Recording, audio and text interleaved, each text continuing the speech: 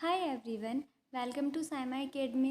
Guys, मैंने आपको 2015 तक के पेपर सॉल्व करा दिए हैं। उत्तराखंड बोर्ड के प्रीवियस ईयर पेपर 2020 से लेके 2015 तक, और यहाँ पे आपको 2014 का पेपर सॉल्व कराऊंगी। और मैं आपको 2014 तक के ही पेपर सॉल्व कराऊंगी, क्योंकि फिर क्या है, 31 मार्च को आई थिंक आपका पेपर है साइंस का, 31 को ही है ना। तो फिर उससे पहले और अगर 13 और 12 का कराऊंगी तो वो नहीं हो पाएंगे। और 2014 का पेपर सॉल्व कराने के बाद आपके 7 ईयर्स के पेपर हो जाएंगे, 14, 15, 16, 17, 18, 19 और 20 तक के पेपर आपके हो जाएंगे। अगर आप इतने पेपर को अच्छे से कर लोगे तो आपको काफ़ी हद तक आप अच्छा कर पाओगे, क्योंकि वही क्वेश्चन हैं जो बार बार रिपीट होते रहते हैं। मोस्ट ऑफ द क्वेश्चंस वही हैं, उसी टाइप के क्वेश्चंस हैं। तो प्रीवियस ईयर पेपर सॉल्व करना आपके लिए बहुत अच्छी बात होती है, क्योंकि कुछ क्वेश्चंस तो रिपीट होते ही रहते हैं, एक साल छोड़ के एक साल कुछ क्वेश्चंस रहते हैं जो बार बार रिपीट होते हैं।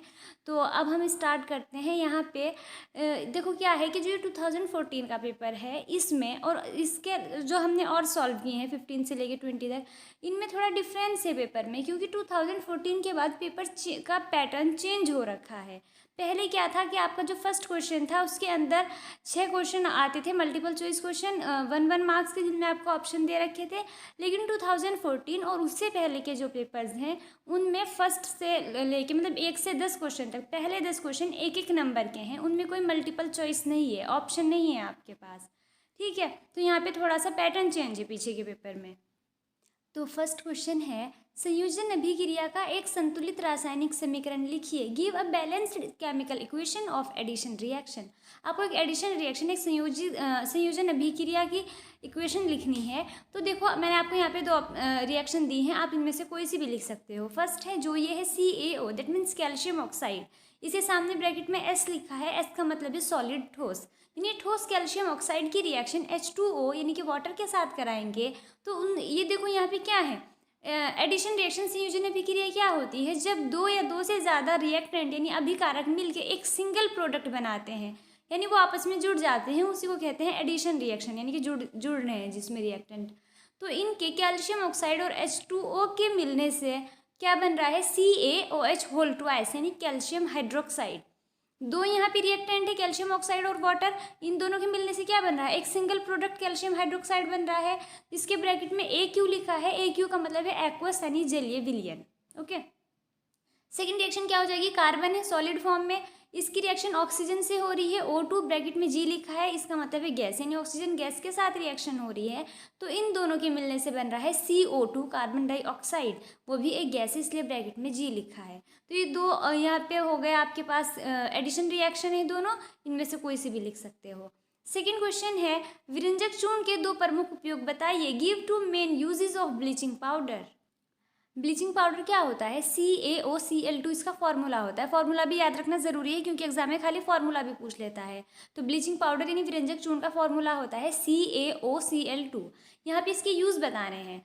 फर्स्ट तो है, इसका यूज कहाँ पे होता है, वस्त्र उद्योग में सूती एवं लिनन के विरंजन के लिए उनकी ब्लीचिंग करने में यूज होता है। कॉटन का और लिनन का विरंजन में यूज होता है ये।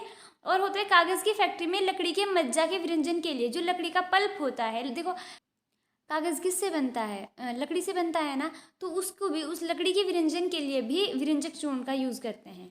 नेक्स्ट है, पीने वाले जल को जीवाणु से मुक्त करने के लिए रोगाणुनाशक के रूप में जो ड्रिंकिंग वाटर होता है, कि उसमें कोई बैक्टीरिया वगैरह ना रहे, इन सब के लिए, यानी उसको डिसइंफेक्ट करने के लिए भी वहाँ पे इसका यूज़ करते हैं, ब्लीचिंग पाउडर का, विरंजक चूर्ण का। और क्लोरोफॉर्म के निर्माण में, क्लोरोफॉर्म होता है एक रसायन है, केमिकल है, उसके निर्माण में भी यूज़ होता है। तो मैंने यहाँ पे 4 यूज़ लिखे हैं, आपके एग्जाम में आएगा तो आपको इसे 2 यूज़ लिख देना।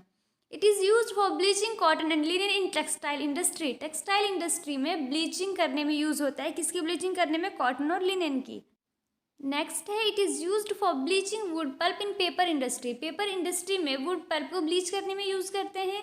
It is use for disinfecting drinking water supply. जो ड्रिंकिंग वाटर होता है उसको डिसइंफेक्ट करने में यूज़ करते हैं ब्लीचिंग पाउडर का। And it is use in the manufacture of chloroform. Chloroform के मैन्युफैक्चर में, क्लोरोफॉर्म की सिंथेसिस में भी ब्लीचिंग पाउडर को यूज़ करते हैं। तो ये सेकेंड क्वेश्चन हो गया। अब है थर्ड क्वेश्चन नेक्स्ट। धातुओं के आघात वर्ध्यता गुणधर्म से क्या अभिप्राय है। What is mean bye malleable property of metals. हमने मेटल्स की बहुत सारी प्रॉपर्टीज़ पढ़ी हैं कि वो आघात वर्ध्य होती हैं, तन्य होती हैं, शाइन करती हैं, है ना। तो यानी यानी कि मेलिएबल, डक्टाइल होती हैं। तो यहाँ पे मेलिएबल प्रॉपर्टी पूछा है कि जो मेलिएबल प्रॉपर्टी है, आघातवर्ध्यता है, इसका क्या मतलब है। तो देखो, जो धातुएं होती हैं, धातु से बहुत सारी चीज़ें बनती हैं, बर्तन बनते हैं और बहुत सारी चीज़ें बनती हैं। तो कैसे बनाएंगे अगर धातु से, जैसे एल्यूमिनियम है, एल्यूमिनियम की आपने शीट देखी होंगी लंबी लंबी, कैसे बनेंगी धातु से, उनको पीट पीट के करते हैं ना। तो धातु का जो ये वाली प्रॉपर्टी होती है कि जिसमें मेटल को की शीट बनाई जा सकती है, उसी प्रॉपर्टी को कहते हैं मेलिएबल प्रॉपर्टी या आघातवर्ध्यता। धातुओं को पीटकर पतली चादर बनाया जा सकता है, इस गुणधर्म को आघातवर्ध्यता कहते हैं। आघात का मतलब क्या होता है, चोट मार रहा है उन पे, है ना, चोट मार मार के पतला करना। The property of a metal when a metal can be drawn into sheets is called malleability. Metal की वो प्रॉपर्टी जिससे हम उसको शीट में कन्वर्ट कर देते हैं, मेटल शीट में कन्वर्ट हो सकती है, ड्रॉ हो सकती है, मतलब उसको पीट के शीट में कन्वर्ट कर सकते हैं, उसी को बोलते हैं मेलिएबिलिटी। नेक्स्ट है फोर्थ क्वेश्चन, C2H6 तथा C2H2 हाइड्रोकार्बनों का रासायनिक नाम लिखिए। Right the chemical name of hydrocarbons C2H6 and C2H2। दो हाइड्रोकार्बन है हमारे पास, हमें इन दोनों का रासायनिक नाम, केमिकल नेम लिखना है। हाइड्रोकार्बन देखो क्या होते हैं, वो कंपाउंड जो सिर्फ कार्बन और हाइड्रोजन से मिलके बने होते हैं, उनको हाइड्रोकार्बन कहते हैं। तो देखो, C2H6 में सिर्फ कार्बन और हाइड्रोजन ही तो है, इसी तरह C2H2 में भी सिर्फ कार्बन और हाइड्रोजन है। तो C2H6, पहले इसका स्ट्रक्चर देखो। C2H6 का मतलब है 2 कार्बन है और 6 हाइड्रोजन है। और ये आपको पता होगा कि कार्बन की संयोजकता 4 होती है, वैलेंसी 4 होती है कार्बन की। 4 वैलेंसी होने का मतलब है कि कार्बन 4 बॉन्ड बनाता है। तो 4 बॉन्ड बनाएगा, तो देखो 2 कार्बन है और 6 हाइड्रोजन है। तो कैसे हो सकता है, यहाँ पे 2 कार्बन हम ऐसे लिखते हैं, एक ही कार्बन है, एक बॉन्ड इन दोनों के बीच हो गया, सिंगल बॉन्ड। अब 6 हाइड्रोजन है, 3 हाइड्रोजन एक कार्बन के हिस्से में आएंगी, दूसरी 3 हाइड्रोजन दूसरे कार्बन के हिस्से में आएंगी। तो उस तरीके से क्या बनेगा, सारे के सारे सिंगल बॉन्ड बनेंगे, है ना। C2H6 ऐसे होगा। और 2 कार्बन है, 2 कार्बन के लिए हम एथ यूज़ करते हैं, मैंने आपको बहुत बार बताया है। अगर एक कार्बन होता है तो मेथ यूज़ करते हैं, 2 के लिए एथ, 3 के लिए प्रोप। तो उसके बाद स्ट्रक्चर पे देखो, कार्बन कार्बन के बीच में बॉन्ड कैसा है, सिंगल बॉन्ड है ना। सिंगल बॉन्ड है तभी तो कार्बन की वैलेंसी 4 हो पाएगी। एक बॉन्ड कार्बन के साथ बना रखा है, एक कार्बन है, और बाकी के 3 बॉन्ड 3 हाइड्रोजन के साथ। तो सिंगल बॉन्ड बनेगा इस हिसाब से, जब 6 हाइड्रोजन दे रखी हैं। तो सिंगल बॉन्ड के लिए हम एन यूज़ करते हैं और 2 कार्बन के लिए एथ यूज़ करते हैं, इसलिए इसका नाम हो जाएगा एथेन। जो नेक्स्ट है C2H2, 2 कार्बन है, 2 हाइड्रोजन है। तो हमने एक कार्बन ये लिखा, एक कार्बन ये लिखा। अब 2 हाइड्रोजन है, एक हाइड्रोजन इस कार्बन को दे दो, इस कार्बन को एक हाइड्रोजन दे दो। उसके बाद हमें कार्बन की वैलेंसी कंप्लीट करनी होती है, यानी 4 बॉन्ड बनाने होते हैं। तो कार्बन ने एक ही तो बॉन्ड हाइड्रोजन के साथ बनाया है, बाकी 3 तो वो दूसरे कार्बन के साथ बनाएगा, यानी कार्बन कार्बन के बीच में ट्रिपल बॉन्ड आएगा। और कार्बन कार्बन के बीच में जब ट्रिपल बॉन्ड आता है तो वहाँ पे हम आइन यूज़ करते हैं। 2 कार्बन है तो एथ, और कार्बन कार्बन के बीच में डबल बॉन्ड है तो इथाइन हो जाएगा, एथाइन या इथाइन, एथ प्लस आइन एथाइन। ओके, ये इसका नाम हो जाएगा। पहले वाला हो जाएगा एथेन C2H6 और C2H2 हो जाएगा इथाइन। नेक्स्ट है 5th क्वेश्चन, आधुनिक आवर्त नियम क्या है, what is modern periodic law. देखो, आधुनिक आवर्त नियम यानी कि जो अभी पीरियोडिक टेबल है, एक तो मेंडलीव की पीरियोडिक टेबल थी जिसमें उसका लॉ है जिसको बोलेंगे मेंडलीव्स पीरियोडिक लॉ, और जो मॉडर्न पीरियोडिक टेबल है उसके लॉ को बोलते हैं मॉडर्न पीरियोडिक लॉ। जो मेंडलीव की पीरियोडिक लॉ थी उसमें उन्होंने एलिमेंट्स को अरेंज किया था पीरियोडिक टेबल में उनके एटॉमिक मास के इंक्रीजिंग ऑर्डर में, यानी उनके परमाणु द्रव्यमान के बढ़ते क्रम में। जबकि जो मॉडर्न पीरियोडिक टेबल है उसमें एलिमेंट्स को रखा गया है उनके एटॉमिक नंबर के इंक्रीजिंग ऑर्डर में, यानी परमाणु क्रमांकों के बढ़ते क्रम में। तो यही है आधुनिक आवर्त नियम, मॉडर्न पीरियोडिक लॉ।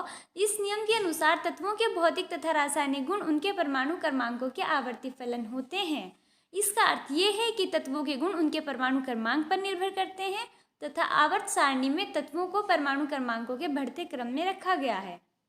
क्या कहता है, देखो मॉडर्न पीरियोडिक टेबल कि जो तत्व होते हैं उनके भौतिक गुण और रासायनिक गुण वो उनके परमाणु क्रमांकों पर निर्भर करते हैं। आवर्ती फलन का मतलब ही ये है कि उन पर निर्भर करते हैं।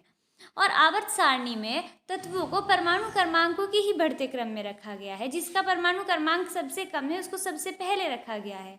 और इस परमाणु क्रमांक का मतलब है तत्व के उनके अंदर इलेक्ट्रॉनों की संख्या। तो जिसके अंदर सबसे कम इलेक्ट्रॉन है यानी हाइड्रोजन एक ही इलेक्ट्रॉन होता है उसको सबसे पहले रखा गया है। इसी तरह से जैसे जैसे नंबर ऑफ इलेक्ट्रॉन बढ़ते जाएंगे इसी तरह से उनकी नंबरिंग मतलब उनको आगे आगे रखते जाएंगे। Modern periodic law, it states that the properties of elements are the periodic functions of their atomic numbers. It means the properties of the elements depend on their atomic numbers and the elements are given a position in the periodic table on the basis of their increasing atomic numbers. तो क्या है modern periodic law की जो elements की properties हैं वो उनके atomic number पे डिपेंड करती हैं और एटॉमिक नंबर के इंक्रीजिंग ऑर्डर में ही उनको पोजीशन दी गई है। पीरियोडिक टेबल में एलिमेंट्स को अरेंज किया गया है। यही है मॉडर्न पीरियोडिक टेबल यानी मॉडर्न पीरियोडिक लॉ। ये क्लियर हुआ आपको। इसके बाद है 6th क्वेश्चन, दर्पण सूत्र लिखिए तथा प्रयुक्त प्रतीकों का अर्थ भी बताइए। Right the mirror formula and give the meaning of symbols used. यानी देखो हमने इतने सारे न्यूमेरिकल्स किए हैं जो अभी तक के क्वेश्चन पेपर सॉल्व किए हैं उन सब में कोई भी ऐसा नहीं गया जिसमें इस वाले फॉर्मूले से न्यूमेरिकल नहीं आया। तो फॉर्मूला अब तक आपको याद हो गया होगा। मिरर फॉर्मूला दर्पण सूत्र क्या होता है 1/v + 1/u = 1/f। इस वाले फॉर्मूले में और लेंस वाला जो लेंस का फॉर्मूला है उनमें आप कंफ्यूज मत हो जाना। लेंस वाला जो फॉर्मूला है वो है 1/v - 1/u = 1/f। लेंस वाले में माइनस है और मिरर वाले में प्लस है 1/v + 1/u = 1/f। तो ये तो फॉर्मूला हो गया। अब इन्होंने कहा है कि इसमें जो सिंबल यूज़ है यानी कि v, u और f है इनका मीनिंग भी बताओ। तो v क्या होता है आपको ये तो आपको आता ही होगा जब इतने सारे न्यूमेरिकल अब तक कर लिए हैं अगर आपने पीछे वाले पेपर सॉल्व किए हैं। जो मिरर का पोल होता है वहाँ से जो इमेज की डिस्टेंस होती है वो तो हो जाती है v, है ना। इमेज की डिस्टेंस को v लेते हैं और ऑब्जेक्ट की डिस्टेंस को u लेते हैं, distance of the object from the pole of mirror. और f का मतलब होता है फोकल लेंथ। तो v क्या हो जाता है प्रतिबिंब की दूरी दर्पण के ध्रुव से और u हो जाता है दर्पण के ध्रुव से वस्तु की दूरी और f है फोकस दूरी। आपको इन सिंबल का बताना था अर्थ मीनिंग बताना था कि क्या है इनका मतलब। नेक्स्ट है 7th क्वेश्चन, एक कूलाम आवेश कितने इलेक्ट्रॉनों में समाये आवेश के तुल्य होता है। How many electrons will have a charge of 1 coulomb. तो यानी कि कितने इलेक्ट्रॉनों का जो चार्ज होता है उसको हम 1 कूलाम बोलते हैं ये बताना है। तो 6 × 10⁻18 इलेक्ट्रॉन्स होते हैं यानी 6 × 10⁻18 इलेक्ट्रॉन कितने होंगे। 10 के सामने 1 के सामने 18 0 लगा के देखो और उसको 6 से गुना कर दो कितने इलेक्ट्रॉन आएंगे। बहुत सारे मिलियंस से भी ज़्यादा बहुत ज़्यादा इलेक्ट्रॉन्स आएंगे। इतने सारे इलेक्ट्रॉनों का जो चार्ज होता है इसलिए हम इसको इतना लंबा लिखेंगे कि 1 के सामने 18 0 लगाएंगे बहुत लंबा हो जाता है ना, इसलिए इसको पावर बना के लिखते हैं। 6 × 10⁻18 इलेक्ट्रॉन 6 × 10⁻18 इलेक्ट्रॉन्स का जो चार्ज होता है ना उसको हम 1 कूलाम चार्ज बोलते हैं। इसमें यही बताना है, ये आपको याद रखना है। नंबर 6 × 10⁻18 इलेक्ट्रॉन्स इक्वल होते हैं 1 कूलाम चार्ज के। नेक्स्ट है 8th क्वेश्चन, नेत्र की समंजन क्षमता से क्या अभिप्राय है। What is mean by power of accommodation of the eye. देखो क्या होता है जब हम कोई चीज़ देखते हैं, सपोज करो हम दूर की चीज़ देख रहे हैं कोई, तो हमारी आई के अंदर जो मसल्स होती हैं उस केस में वो लूज़ हो जाती हैं। जब वो मसल्स लूज़ होती हैं तो जो आई लेंस है अभिनेत्र लेंस जिसको बोलते हैं वो पतला हो जाता है। जब वो पतला होता है तो उसकी फोकल लेंथ यानी फोकस दूरी बढ़ जाती है। फोकस दूरी बढ़ेगी तो हमें दूर की चीज़ क्लियर दिखाई देती है। और दूसरे केस में जब हम कोई पास की चीज़ देखते हैं उस केस में जो ये मसल्स होती हैं ये श्रिंक हो जाती हैं, सिकुड़ जाती हैं, यानी कि जो आई लेंस है वो उस केस में मोटा हो जाता है। जब आई लेंस मोटा होता है तो जो फोकल लेंथ यानी फोकस दूरी है वो कम हो जाती है, घट जाती है, तो हमें पास वाली जो चीज़ है वो क्लियर दिख जाती है। तो लेंस की यही पावर जिससे वो फोकल लेंथ को अपनी एडजस्ट कर लेता है, दूर की चीज़ भी आराम से दिख जाती है और पास की भी रेटिना पे सही से फोकस हो जाती है वो चीज़। देखो रेटिना पे उसकी इमेज बनती है तभी तो हमें दिखती है। तो आई की जो ये पावर होती है इसी को बोलते हैं अकोमोडेशन पावर। तो क्या हो जाएगी डेफिनेशन इसकी, अभिनेत्र लेंस की वह क्षमता जिसके कारण वह अपनी फोकस दूरी को समायोजित करके निकट तथा दूरस्थ वस्तुओं को रेटिना पर फोकसित कर लेता है, नेत्र की समंजन क्षमता कहलाती है। ठीक है, आई लेंस की अभिनेत्र लेंस की वो क्षमता, वो पावर जिससे वो फोकल लेंथ को को एडजस्ट करके उसकी जो वो है उसको सही से देख पाता है, यानी दूर की वस्तु भी दिख जाती है सही से और निकट की भी दिख जाती है। तो यही जो पावर होती है इसी को समंजन क्षमता बोलते हैं। The ability of the lens of the eye, यानी कि the ability of eye lens to adjust its focal length to clearly focus rays coming from distant as well as from a nearby object on the retina is known as the power of accommodation of the eye। जो focal length को adjust कर लेने की उसकी power है उसी को बोलते हैं पावर ऑफ अकोमोडेशन। जो मैंने आपको अभी इतना लंबा बताया है कि जब हम दूर की चीज़ देखते हैं तो जो वो होती हैं मसल्स होती हैं वो लूज़ हो जाती हैं, जिससे आई लेंस पतला हो जाता है। क्योंकि आपका क्वेश्चन 1 नंबर का है तो 1 नंबर में आप इतनी सारी बड़ी चीज़ें नहीं लिखोगे, अगर 3 नंबर में पूछे तब आप इतना बड़ा लिखोगे। 1 नंबर में आपके लिए इतना ही काफ़ी है कि ये जो लेंस की पावर जिससे वो अपनी फोकस दूरी को समायोजित करके निकट की और दूर की वस्तुओं को रेटिना भी फोकसित कर लेता है, उसी को समंजन क्षमता कहते हैं। 1 नंबर में आप इतना ही लिखोगे, ठीक है। 9th क्वेश्चन है 25 सेंटीमीटर फोकस दूरी वाले अवतल लेंस की क्षमता ज्ञात कीजिए। Find the power of a concave lens of focal length 2 metre. देखो यहाँ पे आपको क्या निकालनी है, पावर निकालनी है। आपको फोकल लेंथ दे रखी है, तो जो कॉनकेव लेंस होता है, अवतल लेंस होता है, उसकी फोकस दूरी फोकल लेंथ हमेशा माइनस में होती है। तो फोकल लेंथ हो जाएगी यहाँ पे -25 सेंटीमीटर। क्यों होती है माइनस में, ये आपको पता होगा। मैंने पिछले वाला जो क्वेश्चन पेपर कराया था 2015 का, उसमें मैंने कॉन्वेक्स लेंस के एग्जांपल में बताई थी ये चीज़ कि क्यों होता है इसमें प्लस में और माइनस में। तो अब ये क्या है, जो हमारे पावर ऑफ लेंस की क्षमता निकालने का फॉर्मूला होता है, ये होता है P = 1/f। और यहाँ भी देखो ब्रैकेट में m लिखा है, इसका मतलब आपको जो फोकल लेंथ लिखनी है वो मीटर में लिखनी है। जबकि हमें क्वेश्चन में किस में दे रखी है, सेंटीमीटर में। तो हम क्या करेंगे, सेंटीमीटर को पहले मीटर में चेंज करेंगे। 1 मीटर में कितने सेंटीमीटर होते हैं, 100, है ना। तो 25 सेंटीमीटर को मीटर में कन्वर्ट करने के लिए 100 से डिवाइड करेंगे। 100 से डिवाइड करोगे तो ये आएगा 0.25 मीटर। उसके बाद हम जो फॉर्मूला है उसके अंदर रख देंगे, क्या है, सिंपल P = 1/f। तो 1/f, f की जगह क्या रखेंगे, मीटर में रख देंगे हम इसको। 0.25 माइनस में है, -0.25 मीटर हो जाएगा। अब देखो कैसे सॉल्व करते हैं इसको, कि यहाँ पे देखो इसका जो डिनोमिनेटर है यानी कि हर है 0.25, राइट से 2 डिजिट के बाद पॉइंट है, तो पॉइंट हटा के यहाँ से ऊपर यानी कि इसके न्यूमरेटर में अंश में 2 0 लगा देते हैं, ठीक है। नीचे जितने पॉइंट के बाद जितने डिजिट होते हैं ऊपर उतनी ही 0 आ जाती हैं। तो पॉइंट के बाद नीचे 2 डिजिट हैं, ऊपर 2 ही 0 आ गई, तो ये हो जाएगा यहाँ से 100/-25। -25 से 100 को डिवाइड करोगे 4 आएगा।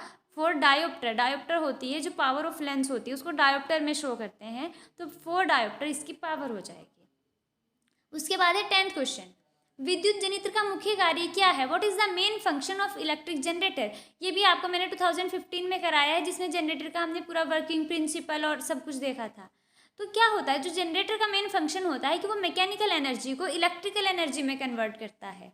ओके, विद्युत जनित्र एक ऐसी युक्ति है जो यांत्रिक ऊर्जा को विद्युत ऊर्जा में बदलने के काम आती है, यानी क्या करता है, मैकेनिकल एनर्जी को इलेक्ट्रिकल एनर्जी में कन्वर्ट करता है। Electrical generator is a device that converts mechanical energy to electrical energy. आपने देखा होगा जनरेटर कहीं पे चलता हुआ, मैकेनिकल एनर्जी होती है और उससे क्या बनता है। जनरेटर किस लिए यूज़ करते हैं, जब बिजली नहीं होती, बिजली पाने के लिए यूज़ करते हैं, जनरेटर से बिजली बनती है ना। तो मैकेनिकल एनर्जी को वो इलेक्ट्रिकल एनर्जी में कन्वर्ट करता है।